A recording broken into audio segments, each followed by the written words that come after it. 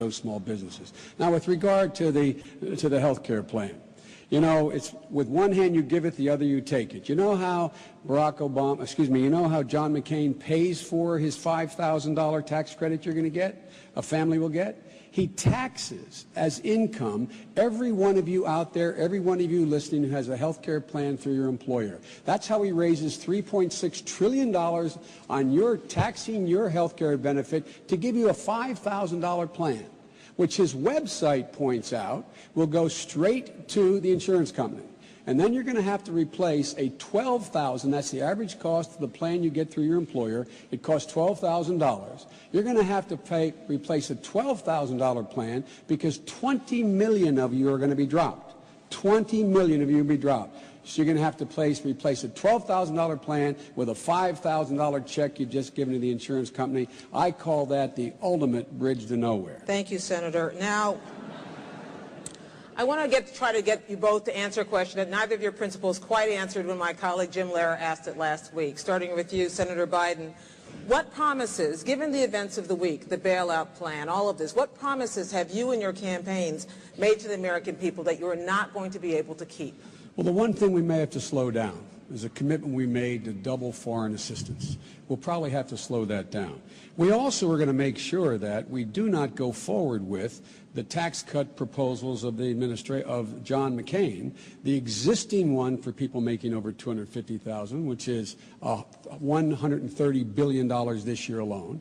We're not going to support the $300 billion tax cut that they have for corporate America and the very wealthy. We're not going to support another $4 billion tax cut for ExxonMobil. And what we're not going to also hold up on, Gwen, is we cannot afford to hold up on providing for incentives for new jobs by an energy policy creating new jobs. We cannot slow up on education because that's the engine that is going to give us the economic growth and competitiveness that we need. And we are not going to slow up on the whole idea of providing for affordable health care for Americans, none of which, when we get to talk about health care, is as the governor characterized.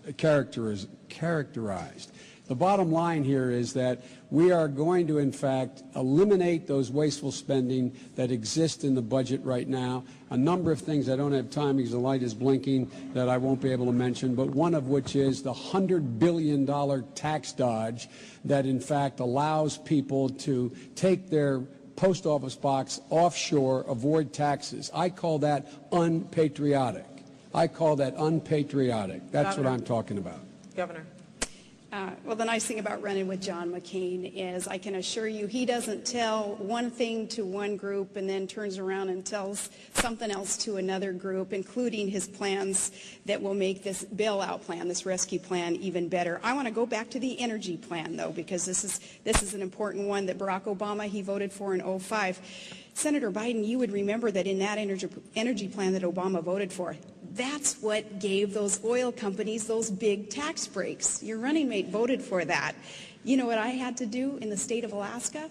I had to take on those oil companies and tell them, no, you know, any of the greed there that has been kind of instrumental, I guess, in their mode of operation, that wasn't going to happen in my state, and that's why Tillerson at Exxon and Mulva at ConocoPhillips, bless their hearts, they're doing what they need to do as corporate CEOs, but they're not my biggest fans, because what I had to do up there in Alaska was to break up a monopoly up there and say, you know, the people are going to come first, and we're going to make sure that we have value given to the people of Alaska with those resources, and those huge tax breaks aren't coming to the big multinational corporations anymore, not when it adversely affects the people who live in a state, and in this case, in a country, who should be benefiting at the same time. So it was Barack Obama who voted for that energy plan that gave those tax breaks to the oil companies that I then had to turn around as a governor of an energy-producing state and kind of undo in my own area of expertise, and that's energy.